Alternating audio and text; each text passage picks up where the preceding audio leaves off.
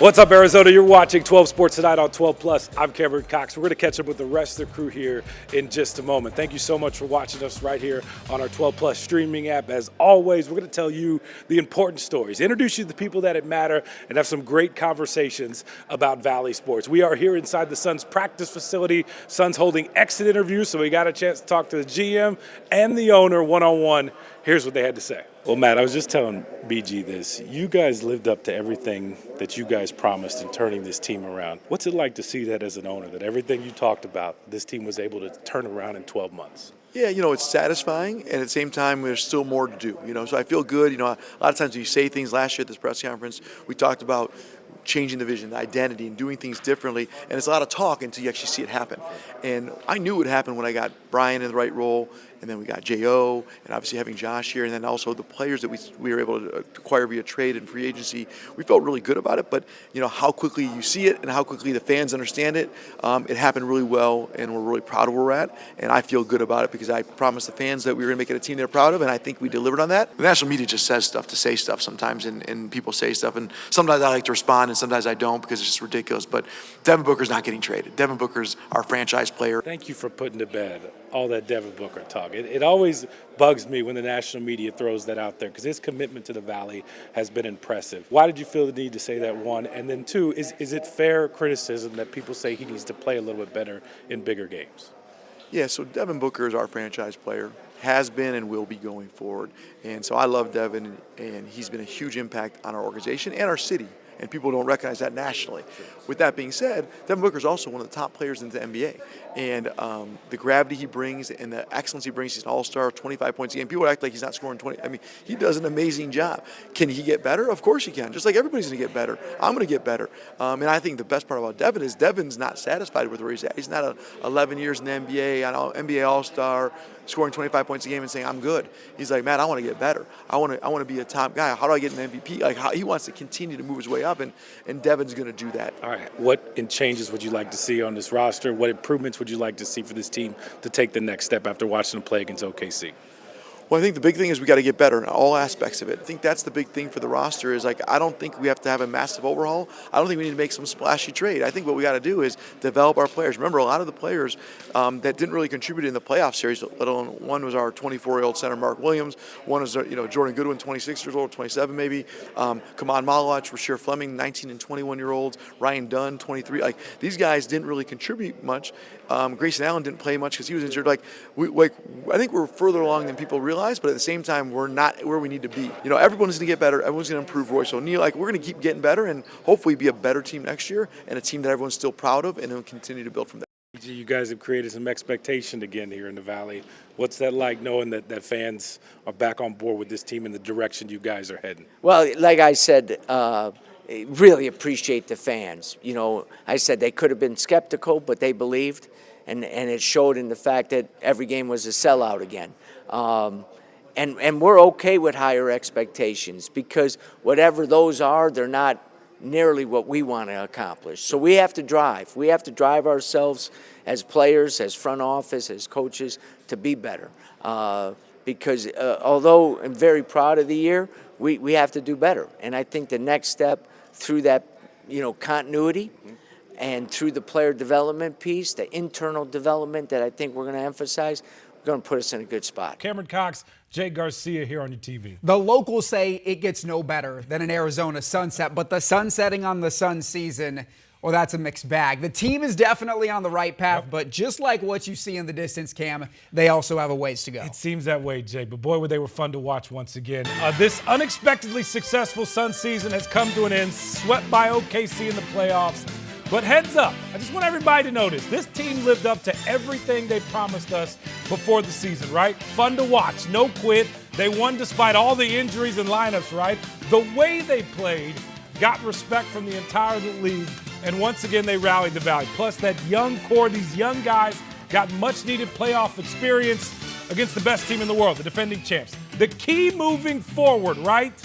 They just need more time together. I think we brought a new life, after not making the playoffs last year, and people had us projected at 28, 29 wins on the season. Ended with 45, and I still feel like we dropped 5 to 10. It was a good building block season for us. No one really expected us to even be here in general. You know, people didn't think we was going to get into the play-in. People didn't think we was going to get into the playoffs. We did that. So, you know, from game one, everyone showed what our identity is going to be. I mean, we got a group of dogs that, you know, fight every time they step on the floor. JG missed 30 games. Book might have missed 20. Grayson probably missed 20. Dylan missed about 15. So that's 4. Mark probably missed 20. That's 5 of our top 10 guys, and we have 45 wins in a season and in the West, which is extremely tough. So, damn, we could have had 55 wins in the West. It was a really fun season. I'm excited for the future of the group. How we proved naysayers wrong. How much, you know, I've seen growth from players. Fan base has been amazing. The fans are great. You know, it's only going to get better and better from here. And no one exemplified the Suns season more than that guy you just saw on your screen, Dillon Brooks. Opponents hate to play against him, but teammates love to play with him. You truly don't know what that means until you get an entire season with him. In Brooks' first season with the Suns, he served as a spark, an instigator, and a culture setter. Has no plans on stopping during the offseason. If you thought the Dillon Brooks in-season antics were entertaining and over the top, his offseason is already setting the same tone. He was in here this morning working out. I heard he was showing some guys clips from the game last night. Brooks said he wasn't built with an off switch. With the momentum that we have and that I have this season, I just don't want to take a break. Brooks just finished his first year in Phoenix. It was a career year on offense. 20 points per game, a career high. I wanted to reinvent myself because there's just a lot of talk on my name where, you know, it wasn't good. I didn't believe in it, you know, and people are telling a story or what type of basketball player I am. You know, like, I make that. The haters as his motivation, but Brooks made plenty of friends. A fan favorite because of his persona and personal grievances with officials. If there was no rules on 17, you get suspended, I probably would have had 42. The technical foul's a symbol of his tenacity. He said the team took on his identity. I think a lot of guys wanted to prove naysayers wrong, and that's like my MO. Teammates appreciated the example he set. Whether you like him or not, like, you respect that. And you know that when you show up to play, you have to tie your shoes up. Everybody rallied around him, and I think everybody's got a ton of respect for who he is and what he does as a player. Bringing that level of intensity and just force to the game is a skill that he has, and I think we can all match that. Brooks says he wants it to be more than matched. I don't want to, you know, take it for granted or ease up, you know, because that's the most human nature thing, is to have a great year like this and then ease up. He helped lay a foundation, now wants to take Phoenix into the future. You ask yourself in the mirror, what do I need to get better at? So I challenge that to, you know, all my teammates. Jake, who knew the Suns just need a little villain to get everything going, right? He was so fun to watch this year. Yeah, he's exactly what they and this city needed. What steps do you think this team needs next? Because I think that's the big question fans want to know is, like, what else does this team need moving forward? Well, I think starting with the message that we just heard from Brooks would be a good step. Challenges each of his guys to get better. Yeah, and across the board. Yeah, I think for the young guys, especially during the offseason, how are you going to spend your time training, working on your craft? I think for guys like Kaman Maluach and Rasheer Fleming, that's going to take special importance in the Summer League. So just continue development from them. What's the next level of the game for Oso Ighodaro, who we saw take a massive step that guy right there, this season? Jalen Green. Yeah, Jalen Green, you know, working on staying healthy. And then for the front office, I think it's resist the urge to blow this whole thing up. Resist the urge to trade for someone like Giannis. These guys clearly like playing together. They clearly have something working. I think small moves are going to be, you know, the biggest benefactor for this team. Grayson Allen was asked today, like, hey, what's it like to know maybe this team might not stay together? And he goes, I don't know that. And I'm with him. I think the front office has really got to be patient. And I know that's hard to do, especially for fans in today's day and age. Like, some people say this, they got a long way to go. Yeah, but if everybody grows up and keeps taking steps, Oso too as well, Kaman gets close to being in the starting lineup, Rasheer gets close to being in the starting lineup, everybody continues to grow. Like, this team is going to be just fine moving forward. Sure, there's a gap between them and the Thunder right now, Jake, but they got the pieces to keep building around. They just need more time together. And I know that's rare in sports. Yeah. But that's what the Suns need. And there's a gap between everyone and the Thunder right now, so Yeah. they shouldn't feel bad. Exactly. If this season proved anything, it's that Jordan Knott was the right man for the job. The Suns' fourth different head coach in 4 years. Boy, did he reshape this culture pretty quickly, right? Created an environment that players love, a style players love to play in. Book said earlier in this postseason that he knew this season would kind of go this way before training camp in his preseason meetings with Ott. He knew Coach was a real one right away. You're trying to earn trust every second. And you know how quickly that can go away. So I hope they feel that we show up every day trying to help them have success because they got by far the toughest job. Since the hire, he's came in 100% locked in. We've been aligned. We've been on the same page. I think this is the first step forward. This is a building block to some stability and some chemistry. So something that's been much needed around here. I thought he did a great job stepping in for his first head coaching job. Just the way that he poured belief in us was something that I really respected and appreciated. It's one thing to have the vision of how he wanted us to play and another to get us to do it and for us to execute it. So I think it was a great first year from him, and I really enjoyed playing for him. Yeah, Jake, I think we noticed that from day one. Like, the Suns really enjoyed playing for Jordan Knott. And you could just tell right away from how guys talked at training camp, how they played at the beginning of the year. Heck, I think how they played in November and December with all those different lineups coming in. Like, that takes a buy-in from a team to win. And they did that for their head coach. I think there were definite growing pains for Jordan Knott in course. year one, but he was a first-year head coach. It wasn't going to be perfect because of the roster that he was dealt, and plenty of injuries complicated that along the way. Yeah. So I think The players let him grow. Yeah, and they like playing for him too. Nothing but positivity coming from every single one of the players we spoke to. The newest member of the 12 News pickup basketball team. That's right. We'll get to that later. If you want smoke, you got it, all right? Jeff, when you look at this series, what stands out to you about this series and about what the Suns have kind of struggled to do? What do you see? Honestly, it's such a tall task asking them to try to stop the hottest team in the NBA, stop possibly, the next MVP of the league. But, they're playing the right way. They're playing hard. The games are closer a lot of the game. It's not like at the end of the game you see the score, they lost by 10 plus, where you're like, oh, they didn't have a chance. Mm-hmm. No, they've been playing hard the whole game. They've been competing.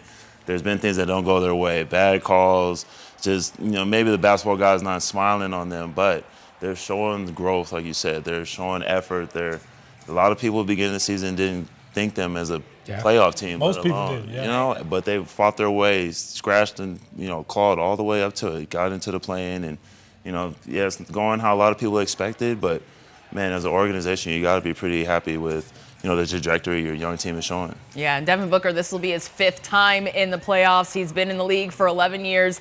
We've heard Coach Jordan Knott say that he is always going to make the right play, but I even asked him, does he need to have that killer instinct in Book? He said he already has it, but Book just needs to be better, right? Or does it have to be the supporting cast around him to be better to allow him to be successful? I think it's going to be a mix of all of it. OKC is not just SGA. They all have it's a great team, a great unit that's won a championship.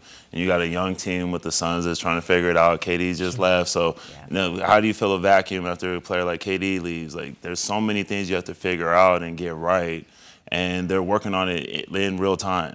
So, D-Book can play better. Obviously, he's a franchise guy. Mm-hmm. You're looking at SGA get 42, and you're looking at D-Book like, can we get over 20? Right.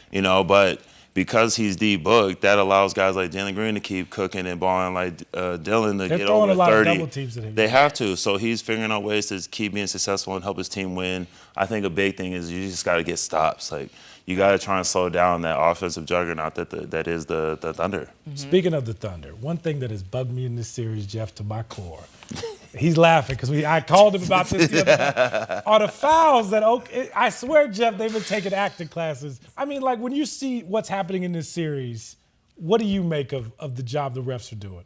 You won't get fined either. So yeah, we're not getting fined. I can't get fined now. Yeah, like this one, the technical.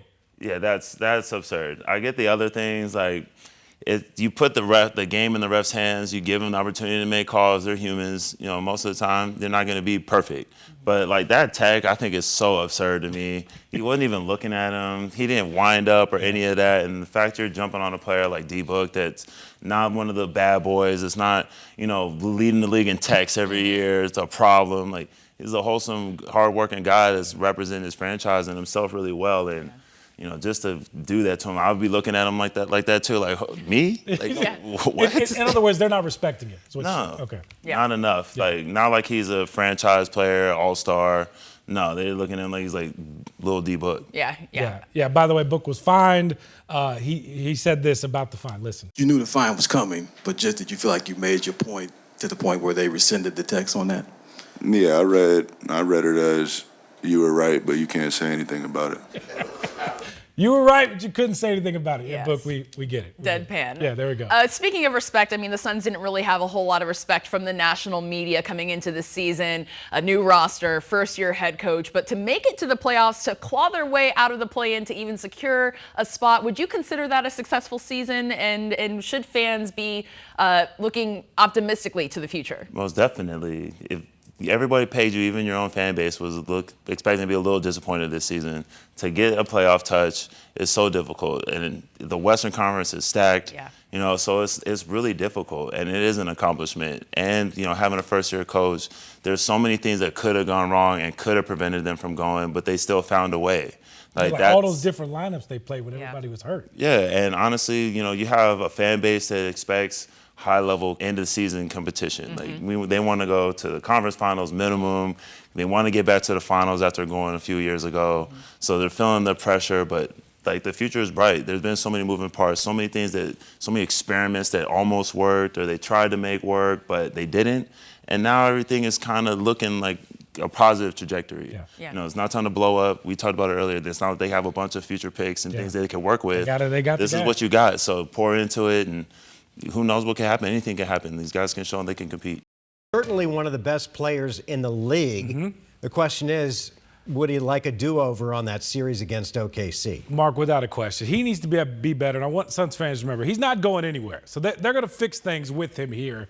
And listen, they say heavy is the head that wears the crown, right? Devin Booker is supposed to be that guy for the Suns, the guy. And this discussion these days is getting heavy. Book and the Suns, of course, swept out of the playoffs for the second time in 3 years. Dating back to 2023, Book has lost 10 straight playoff games. He was not great early on in their Game 4 loss to the Thunder, but did surge back in the second half. Reminder, Book just finished his 11th season in the league. He's played for 8 different head coaches. Critics will tell you he needs to be bigger and better in bigger moments. More of a killer on the court instead of looking to make the right play. His teammates will tell you his unselfishness lifts everyone else up around him. Maybe one of the most unselfish things I've seen is Devin Booker, because of how they had been guarding us for 4 games. Like, he was content, like, not getting the points, not getting the assists, but being the guy that creates the opportunity and starts the offense. It's really been the test of, you know, most of my career. You know, I talked about stability, and, you know, I think the only time I've had a coach in 2 or 3 years was Monty. And, you know, we built the chemistry quick and ended up having some big success. So, you know, just roll with the punches, continue to be a leader, you know, still blessed to be, you know, in this position, and I don't take it for granted. So we did some good things this year. Take me through the defensive play you had on Shea and what it's like being matched up against a guy of his caliber. Really just got to pay attention to detail when they going through stuff about him on film, because he's a great player. He has a lot of good things about his game. So just knowing certain tendencies and being patient and trying to figure out what he's going to do on the court in real time. What do you feel like an experience like that can do for just the long-term trajectory of your career? It's really just is great reps. I think it's going to affect it in a great way, just being out there in general. Like I was saying, it's great reps. So I think it's going to lead all of us in the right path. Your overall takeaway from your rookie season? I mean, you were shuttled back and forth between this team and the G League, and I'm sure there's a lot of basketball. I know it's early, but how do you just reflect on the experience as a whole? Yeah, I just thank the Lord for showing me both sides of not playing and then get back and forth, not knowing what's going to happen. So I just honestly thank God for letting me experience both and just give me the perspective of staying ready whenever I'm needed, just being ready to go. How big of a challenge was it to there are times, late in the year where you're not seeing the floor a lot. And then just to kind of be thrust into a do or die game, how do you stay ready and, for those moments where you're called upon? Just have fun with it. It's kind of fun not knowing when you're going to go in and all that. So it's just having a perspective of it's basketball at the end of the day. So be ready and have fun when I get in. If I don't, cheer on my teammates and still have fun with it. More hoops. The Mercury season's almost here. They open the season a week from Saturday in Vegas. Home opener is 12 days away. Alyssa Thomas is back. She is nicknamed the Engine. Back for a 13th season in the W. Second with the Mercury. She wants to get Phoenix back to the finals again. For me, nothing changes. I think that's the goal each and every season. First and foremost, it's just about starting day one, laying the foundation. For us, we let one go in the finals, and something we definitely don't forget. But we got a new season, different team, and the goal is to get back there. Yeah, guys, let me tell you something. There's been a lot of good basketball players that come through here. Charles Barkley, Steve Nash. She's one of them. She is up there in that category of players who are just super talented. I mean, she's one of the best players in W. And the Mercury, it's cool to go from covering Diana Taurasi for so many years. Now they got a girl like Alyssa Thomas leading the bunch. She's a star. Yeah, she's a star. Mercury should be pretty good once again this year. I like the nickname, the Engine. The Engine. Yeah. She drives everything. She makes it go. She makes it go. Yeah, there we go. We got some hot topics on this one, so let's get right to it for a 12 Sports triple threat. Do you love the pick, Jake? I love the player. I'm not sure if I love the pick. Look, Jeremiah Love is a generational type running back, a transcendent talent who I think would be amplified even more on a team that were ready for him. But I'm not sure the Cardinals are ready for him. This is a luxury pick, and I don't know if the rest of the Cardinals roster merits going running back at number 3 overall. Look, this guy is going to be a lot of fun to watch play. He's going to be a slam dunk of a pick just based on the eye test, but I'm not sure if it's going to lead the Cardinals to any more wins than they would otherwise have. Yeah, he's certainly not the panacea for all of this organization's problems, but he is a star. His energy, you can feel it through the screen. He's going to bring fans to the Cardinals. He has a personality that the fans can really relate to, gravitate to, and then he is a superstar on the field. And then the Cardinals said, oh, we don't have an offensive lineman that you are putting faith in. How about Chase Besantis? In nearly 800 snaps of college football, he allowed 1 sack. So I think that's a promising step forward for this O-line, and it shows that the organization understands the talent they have in the backfield. They would like to protect him with a guy who was benching 400 pounds as a sophomore in high school. Chase is going to be, hopefully, a dude in the trenches that experts and former pros at the position call nasty at the pro level. That's what you want to see. I love Jeremiah Love as a backfield star, and then if James Conner is able to coach him up, just get him a little bit more accustomed to the pros, I mean, that's the leader in your locker room you want to see. So I love what the Cardinals did with those first 2 picks, and then to have another guy in that quarterback room that could be competition, I think is really exciting to see. If James Conner is still here, by the way. Sure. I'll say this. I love the pick across the board. The Cardinals needed some star power. You go back 20 years, look at the draft picks that were bona fide studs. There hasn't been many outside of Larry, maybe Antoine Rolle, Patrick Peterson, and that's about it. You do not pass up the best offensive player, not a quarterback in this draft. I don't care if your offense is ready, if you got the pieces or whatnot, you always take the best player available. That's what the Cardinals did. Jeremiah Love will do great things here for the Cardinals. He'll do great things for this organization. Face of a franchise type of dude, a guy who can lead out in front. The Cardinals needed more star power. I'm tired of looking up and down this roster and wondering, where are the top stars in the NFL? They're never on the Cardinals. Well, and now they finally have one, and you can build around that. But the problem is, if you don't have that star power, then you don't have it. Well, they had guys in the backfield towards the end of last season that players and people didn't even know. They didn't even know who they were handing the ball to or blocking for because that room got so thin due to injuries. All right, how about Carson Beck? Thoughts? Is he the quarterback of the future, or is this just putting some pressure on Jacoby? This is a great level of competition for this quarterback room. Whether he's the future, it remains to be seen. I'm not in love with the pick. I'm not in love with the room.